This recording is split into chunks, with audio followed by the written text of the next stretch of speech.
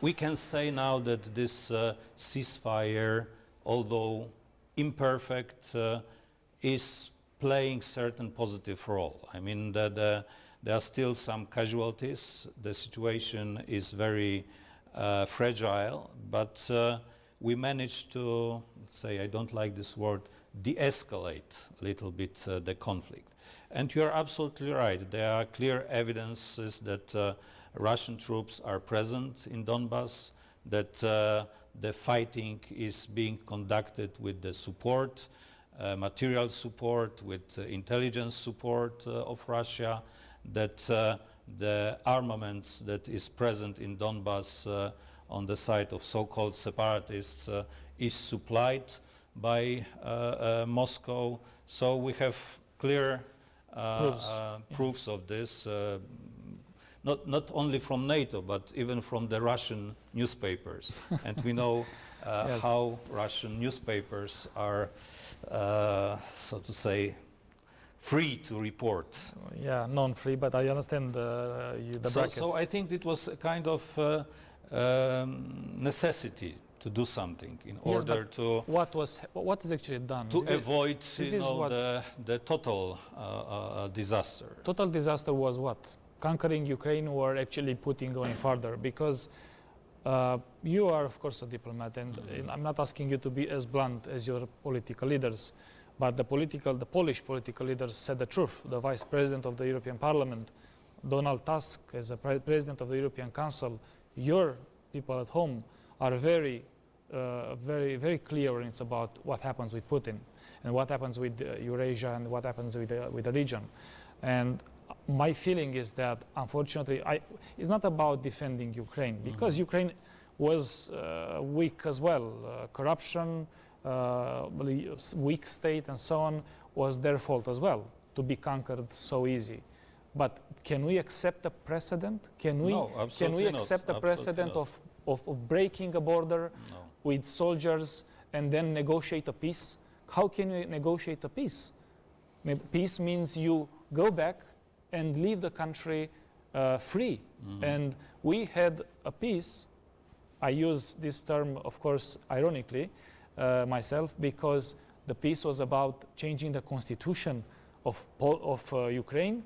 This was what Mr. Putin managed to put in that agreement. That is absolutely outrageous. Redraw the troops of Russia, and they didn't redraw until now. But please, we have to face the reality. So we see that certain military situation in Donbass that was evolving in the very worrisome direction. So it was a kind of intervention, in order to stop the further deterioration of this conflict. We have no illusions about the intentions of President Putin. He wants to control entire Ukraine. This is not about the Russian-speaking minority. This is only the pretext used by the Russian propaganda. But I think it's important now to give Ukraine the chance to consolidate its statehood, to start to reform its economy, but also to prepare itself and the state structures to resist this aggression, to resist this pressure, to defend itself. So this is why NATO is implementing some projects in order to support Ukrainian armed forces, security structures. Both Poland and Romania, we are involved in those projects very actively. We also... Yes, of course. We should mention that Romania was designated by NATO through SEREI to create the cyber framework system. Nation in case of cybersecurity. But we need also to support Ukraine in fight against corruption, because you very rightly said that it was one of the diseases, yes, that brought Ukraine to the situation of being powerless, basically, yes, in confrontation with this Russian aggression. So this is the lesson, I think, for many countries, not only of Eastern Europe, but also of let's say, EU, some other candidate countries to the EU, that if you allow this problem of corruption to persist, to be a kind of systemic disease, it may weaken your statehood, your state institution, and it may threaten your national security. So this is what happened in Ukraine. Absolutely. Let me go back to one issue you just mentioned, and I consider vital in the context. Poland, Romania are NATO members, and we consider ourselves safe. But let's look very carefully to General Bridlov, the head of the NATO in Europe, and his deputy, that launched a very concerning theory that I want you to comment. Because I personally have two people that I respect the most in this conflict, Donald Tusk and Bridlov. They all, I mean, Donald Tusk as a politician and Bridlov as a military. Bridlov was making declarations starting with June 2014 about what will happen in Ukraine, and was not excluding the military intervention. The political cowardice or the political decision and the interests of different states decided not to have an opposition, a real opposition to Russia in doing that. But Russia still has a big power of, let's say, weapons and so on. And Bridlov and his deputy mentioned a possible attack on a NATO country. They mentioned Baltics. I think Poland and Romania can be also a target. How do you think that such a declaration can become real? I think that NATO is aware of those potential dangers, and this is why during the NATO summit in Newport certain decisions were taken. I would like to mention in particular, the creation of so-called very high readiness task forces, so-called spearhead forces. They will be deployed with a very short notice in case of emergency. Creation of certain command and control centers in 6 countries of the region, including Poland and Romania. This is a very significant step forward, because we were not, so to say, there was no NATO presence actually before on the territory of our countries. Then also creation of headquarters. We have already this headquarter in Szczecin, divisional headquarter here in Romania will be also created in order to make those assurances more credible. Because this is, the Article 5 guarantees, they are very important, but they need to be somehow beefed up with certain military steps. Before they come, you need to be able to resist 48 hours. Well, we are speculating now a little bit, but no, I think what we have in mind is to change the, how to say, the orientation of NATO, to bring it back to its original function, to make this reassurance action plan that was adopted in Newport a kind of credible program. The question is, Warsaw Summit in 2016, Warsaw NATO Summit in 2016 will be a kind of historical milestone in this development, in order to reassure the countries located on the eastern flank that NATO takes the security of this region very seriously. They know the question is very blunt and very easy. How far is Putin going, Marek? This is the question, because you are speaking about 2016. This is happening next year. As the evolution of the events, many things happen until then, can happen. How far can Putin go now? Is a decisive approach, at least I saw that, I'm sorry, this is my opinion, but I saw United States more determined to how to say, to maintain peace and to maintain democracy in Europe than even Europe. I saw United States making the first step and not Mrs. Merkel and Mr. Hollande, which was behaving very strangely lately, making business with Russia. And I don't think I'm telling a secret because I can show you the figures on gas and other issues. Why is United States and NATO, or why United States? Obama, in principle, was the one that took the initiative to say, stop in Ukraine, because else we will intervene military. The military approach became possible only after the United States intervened. And your country declared that will send instructors in Ukraine, if I'm right. And my question, of course, will be to you and the British ambassador as well. Ukraine needs instructors, or Ukraine needs really defensive weapons? I think they need both. So, but answering to your question, I think that we see very high level of coordination between European countries and United States. But we definitely need US leadership in this situation.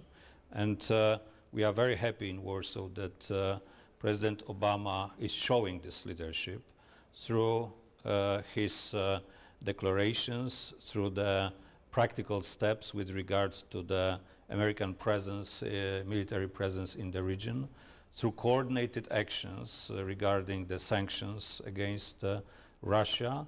And you ask how far Russia will go. Putin, Yes. I think, because Russia, we shouldn't blame all the Russians. How far can Putin go? I think that he will try to test step by step our responses and our readiness to Did he try respond to this aggressive Yes. policy. Did he try to provoke Poland with the airplanes, and has he tried with the Portuguese and the British? This is very, very dangerous, so to say, behavior, because it can trigger some did you have cases? uncontrolled reactions. We Yeah. see bigger intensity of Russian military activities in the Baltic Sea. We see some exercises conducted in Kaliningrad, some unannounced exercises, military activities. So this is something that A provocation to Poland as well. is in line with the openly declared policy of perceiving NATO as the main enemy of Russia. It was bluntly declared in the recent military doctrine of Russia. But going back once again to the first response. we have to take to the response. publicity. Okay. Sorry, I'm sorry, Mr. Ambassador. We have to take the publicity, and then coming back to this very interesting discussion about Putin, Russia, and what can happen.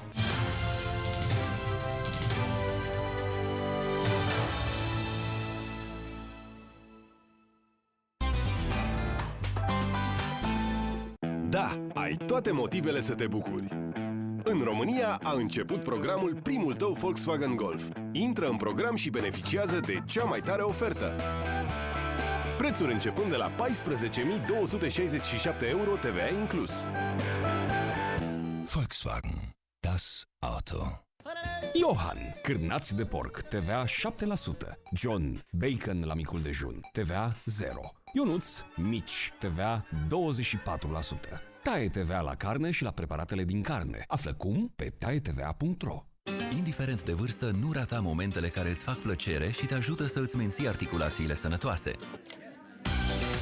Bucură-te de mișcare și acordă importanță menținerii sănătății articulațiilor prin nutriția acestora. Alege ce e mai bun pentru tine. Proenzi Arthrostop Rapid cu formulă inovatoare contribuie la menținerea sănătății, elasticității și flexibilității articulațiilor.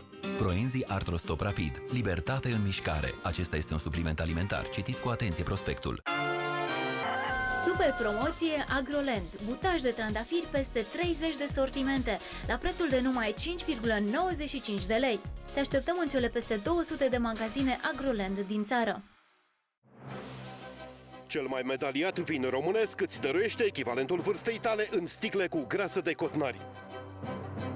Dă like paginii de Facebook și mesaj privat cu răspunsul la întrebarea: câte medalii de aur a câștigat vinul de cotnari în 2014 la concursurile internaționale? Sau trimite în plic un dop de grasă de cotnari, împreună cu datele tale și răspunsul la întrebare și poți fi unul dintre cei 210 câștigători. Cotnari, unic, românesc! Astăzi pleacă maică-ta. În sfârșit o să fie liniște în casă. Mamică, nu pot să plec azi. Sunt răcită copză. Ia Ibusinus. Ibusinus te ajută la răceală și gripă.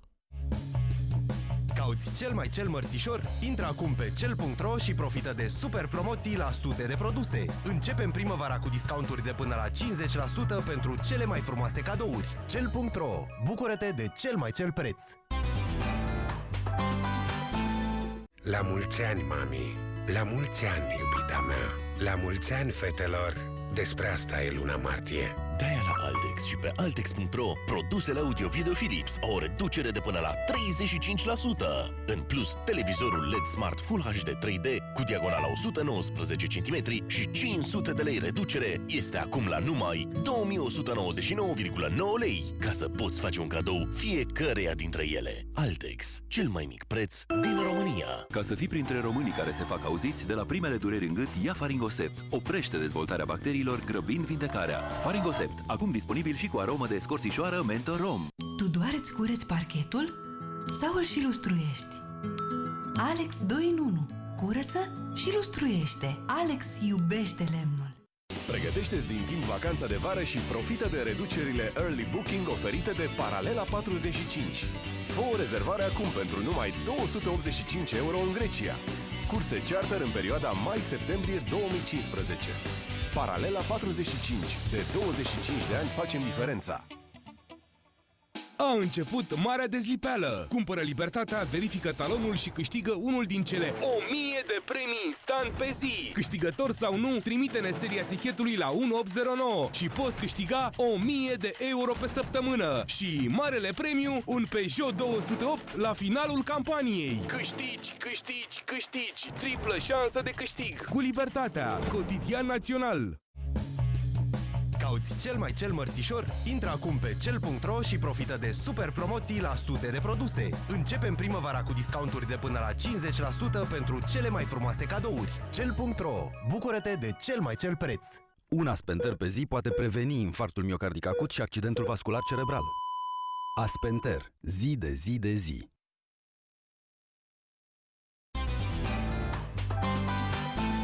Când neprevăzutul ți se arată, ia-ți vacanță de la rată. Alege acum creditul nume-prenume cu vacanță de la Bancpost și ai preaprobare în 15 minute, rată începând de la 23 de lei pe lună pentru fiecare 1000 de lei împrumutați și 0 comisioane. Vino la Bancpost! Familia Suricescu, mare atenție! Luăm decizia anului! Plecăm în vacanța Cristian Tour! Prima variantă, o destinație cu soare, mare, piscine și un hotel incredibil! A doua variantă, aquapark, plajă, distracție! Varianta 1 sau varianta 2? 2. Pregătiți bagajele și ochelarii de soare! Va fi fabulos! Trăiește vacanța. Intră pe cristiantour.ro.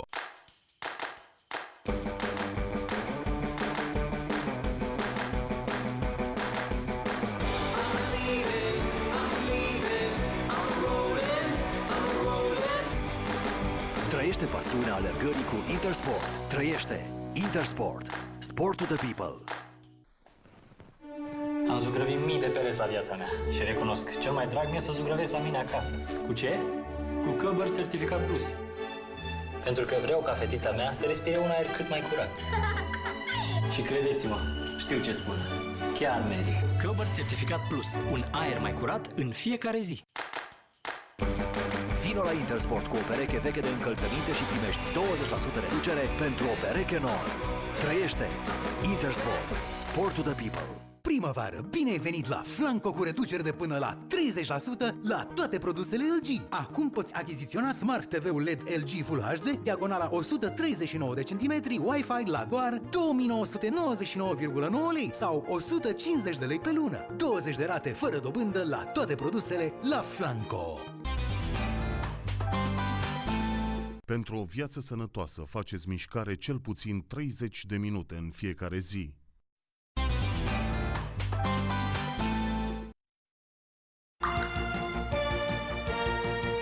Dezvoltarea a început cu apa. Marile centre comerciale, marile centre economice au fost dezvoltate în jurul resursei de apă. Apa este o moștenire pe care trebuie să o păstrăm și să o transmitem generațiilor viitoare. Apa este o componentă esențială a vieții noastre.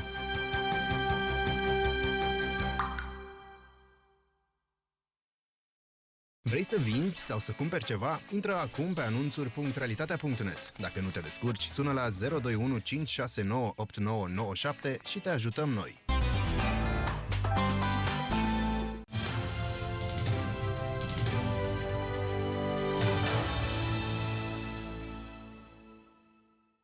Am revenit. Let's speak very frankly now, at the end of our first talk show. It's clear Putin is challenging its enemies, which are Romania and Poland. We cannot ignore that. We cannot call Romania and Poland friends of Russia, of Putin. But my question to you is Poland ready to react how can you see the reaction of Poland to these provocations of Russia if they will go further? For example, I will give an example. Unfortunately, he tried to provoke even Romania with submarines in the Black Sea. You mentioned also the provocations towards Poland. We had the cases of provocation with airplanes over Portugal, over United Kingdom. What if such a provocation will not be just a provocation and a war can start? How do you see this scenario? Do you think it is possible to have this? I don't think that the scenario of a kind of open war or attack against one of the member states of NATO is a kind of real scenario. So NATO is the strongest military alliance in the history. We are well prepared. We need definitely to strengthen, to increase our defense spendings. It is related to every member of NATO. Poland is doing our job. Question: why Europe was against when Romania decided? I'm sorry. This is how it's good to have more interaction. Romania decided, together with the president and all the parties, to raise with 2% the budget for military. And who was against? European Union.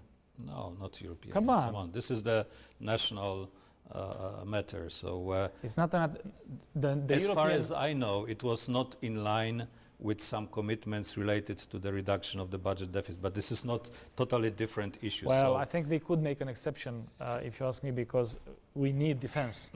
Absolutely. So this is NATO commitment to increase defense spendings to the level of 2%. Poland will reach this level next year.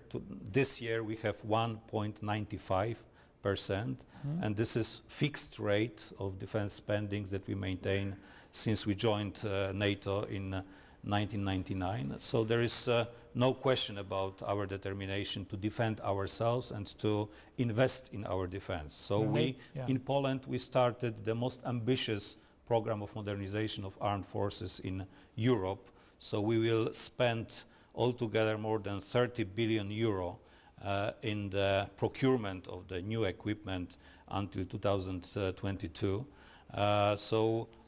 Entire, so to say, scope of our equipment will be modernized, exchanged, and it will definitely improve our defense capabilities significantly.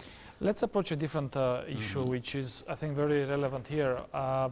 Besides the military part and war and the attitude of Mr. Putin that we saw earlier, joking with Mrs. Merkel in such a unprofessional way, let me put it very diplomatically, as you do. But we see his character and we see what he can do. Besides military, we have another problem. How can we avoid the blackmailing? Because one is the aggression over the countries which are not in the EU or in the NATO.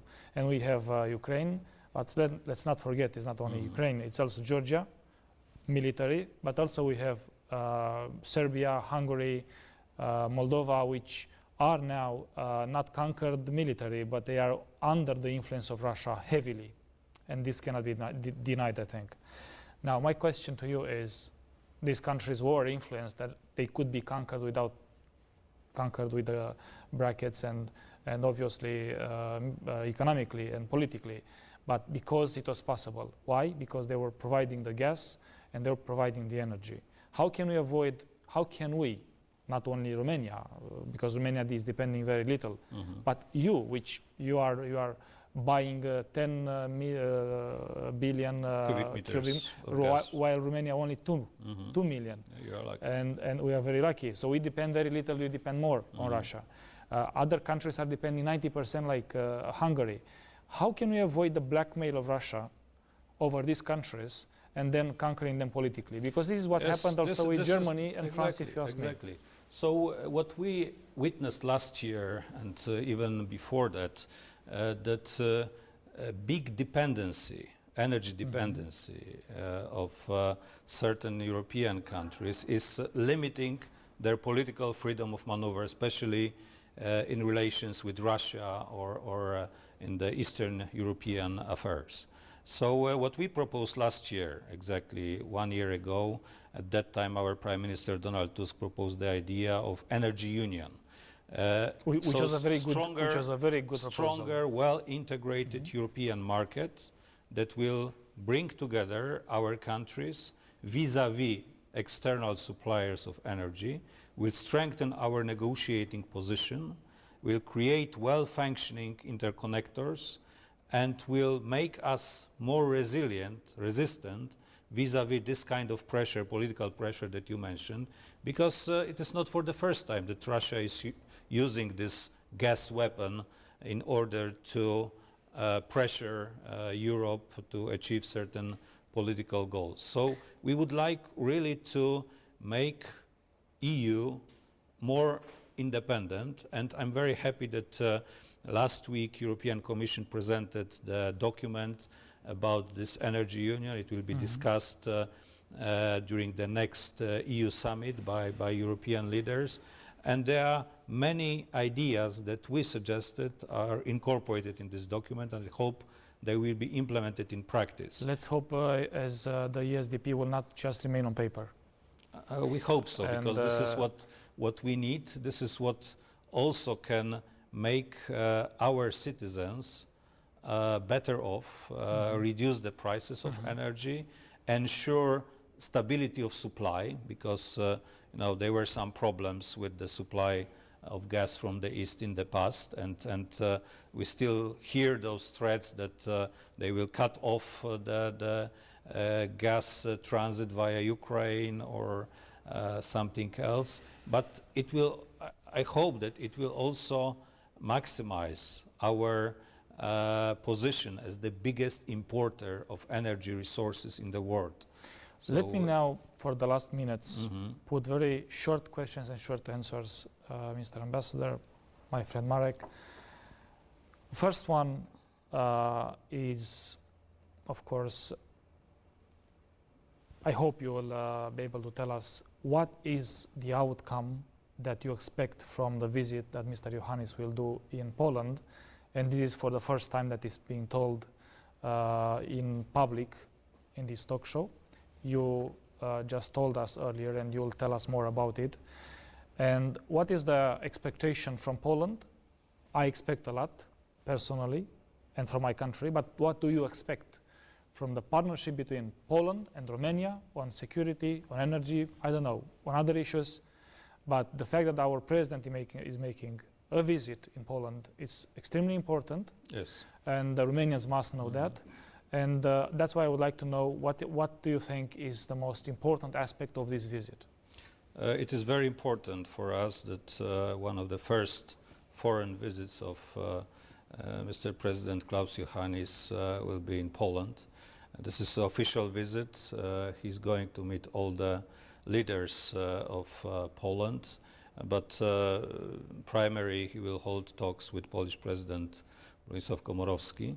And for us, this is the clear demonstration, manifestation of the importance our countries attach to the strategic partnership that was established 5 years ago, especially in the current difficult situation in light of the challenges that we are facing, challenges to our security. We need to remain united. We need to cooperate stronger, more closer, and we need also to demonstrate that we are able to take responsibility for the security, stability in our region. So there are many important issues to be discussed during this visit. You mentioned energy issues, but also preparations for the EU summit, preparations for the Warsaw NATO summit, military cooperation, our ability to help Ukraine, help Republic of Moldova as well. Let me ask you something about the Republic of Moldova.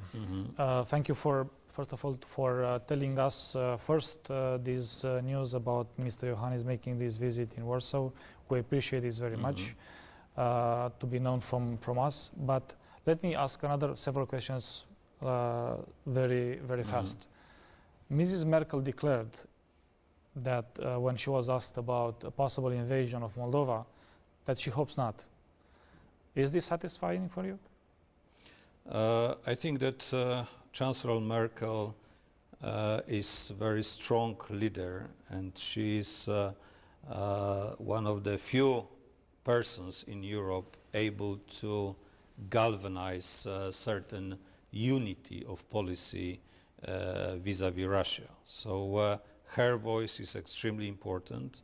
Voice of Germany in Eastern policy is of great importance, and we count really on the maturity of German policy, German economic and political weight. But the in economic, if we look to the economic, we see that the biggest importer of gas in Europe, and that's why also the German economy is so efficient, if you ask me, because energy is vital for economy, and it's important the price you buy the energy.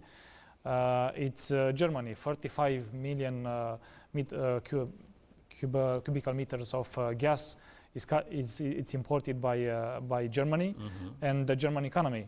So can Germany actually make a difference, or can Germany have real dialogue with Russia while Russia is providing this energy? I think that to them? The attitude of the business community in Germany is also changing vis-à-vis Russia. I think they realized that this high level of energy dependence is not sustainable in the longer run. So I don't want to go deeper into kind of German debates, internal debates, but we see certain shift both in the German public opinion and among opinion leaders. So that is a good news. The perception of Russian actions during last year is now different, and we see very strong commitment of Chancellor Merkel to resist this Russian pressure. You see a shift on medium term, short term, on the attitude towards Russia from Germany. Yes, and we see this kind of going hand in hand with the attempt to change German so-called energy policy, domestic energy policy, because this is very important for entire European Union. We have so many questions. Let me ask you another one, also with very short answer. We are at the end of the talk show. You mentioned the attitude of Russia and the propaganda of Russia, of Putin, over the countries which are members of NATO and EU and cannot be, in theory, attacked militarily. I see that in Romania. I don't go into details because it's not the moment and we don't have the time. How is Russia being active in the relation with or on the territory of Poland through propaganda? We see the consequences of this domination of Russian-speaking Russian media in the territory of former Soviet Union. Yes, in countries like Ukraine, like Republic of Moldova. So they provide, the population of those countries with the biased vision, with the propaganda. Yes, so they serve as an instrument of promoting certain vision. Sputnik. I mean, can you give some Sputnik, examples? Russia Today, but also other more popular outlets, commercial, more commercial TV stations, some newspapers. So we need to counteract. We need to provide those people in Eastern Europe, but also in other countries with a more realistic objective. And correct information. Correct information, yes. This is why we support the idea of creation of a TV channel broadcasting in Russian for the countries of Eastern Europe, and the European Endowment for Democracy can take a leading role. This is certainly a news, and this is certainly a very good news if you tell me, because if they try propaganda, we should try also to tell them our point of view. We need some tools in order to provide the correct version this channel of reality. Should be Polish or European? European. We think it should be European. It should be coordinated by European Endowment for Democracy, which is a new institution created last year based on Polish initiative. And during the Riga summit of Eastern Partnership, we hope that certain decisions will be taken in this respect. The last question, of course, is did you read the Straffer analysis where Poland was seen as the future biggest power of Europe, and Romania was unifying with Moldova? Do you find these airplanes, as we call them, or it's a realistic approach? I find it airplanes. I think this is a very futuristic, maybe a bit thought-provoking approach. I found it amusing, but we are practitioners. We have to stay close to the ground, to the reality, and we have to respond to the current contemporary challenges. What will be the situation in Europe in 10 or 20 years? It's very difficult to predict, and we have to cope with the problems of this week or next week, not necessarily thinking about big strategic ideas. They are intriguing, inspiring, but they don't provide the answer to the very important and difficult questions. Okay, so soon we'll not have a new empire, the Polish Empire, right? I don't think so. Okay. No. This is not in our ambition. Okay. Mr. Ambassador, Marek, my dear friend. Thank you very much for this opportunity. Thank you for coming. All the best. Thank you very much. I was very pleased, and I'm sure our Romanian fellows were very pleased to have you.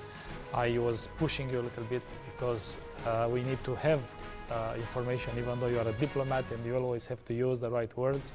But I found your approach extremely transparent, even though with diplomatic words, blunt, direct, and I think correct for the Romanians. What we do this talk show because we want to inform correctly the people. Is no other Romanian TV station making such a talk show, and I think Romanians need to know the truth about Euro-Atlantic values, about democracy, about what happens with Russia, and especially what happens with Romania from here to 2025 or from here to next month.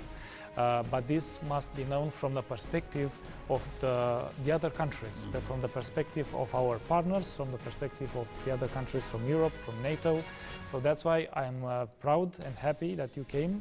And the Polish ambassador was the first to be invited, as Poland was in these moments.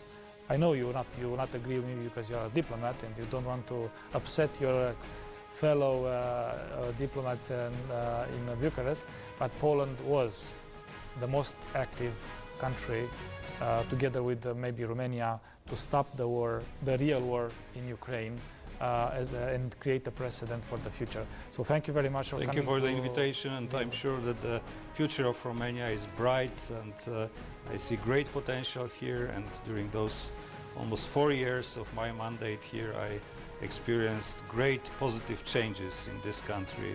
So I'm sure that it is in our common interest to remain united and to cooperate closely.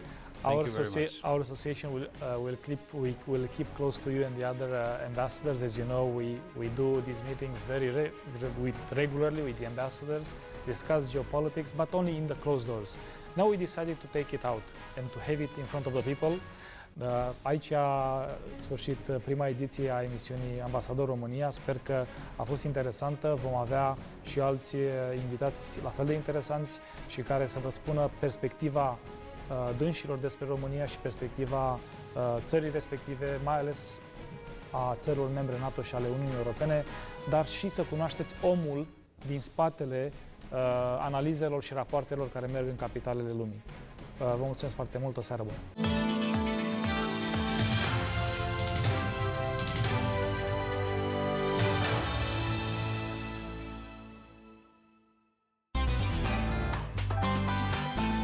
De ce să aștepți aniversarea copiilor ca să-i surprinzi cu cele mai bune rețete? La Domo lucrurile bune se întâmplă în fiecare zi. Ai 15% reducere la cuptorul electric și plită pe gaz Electrolux, acum la doar 1699 lei.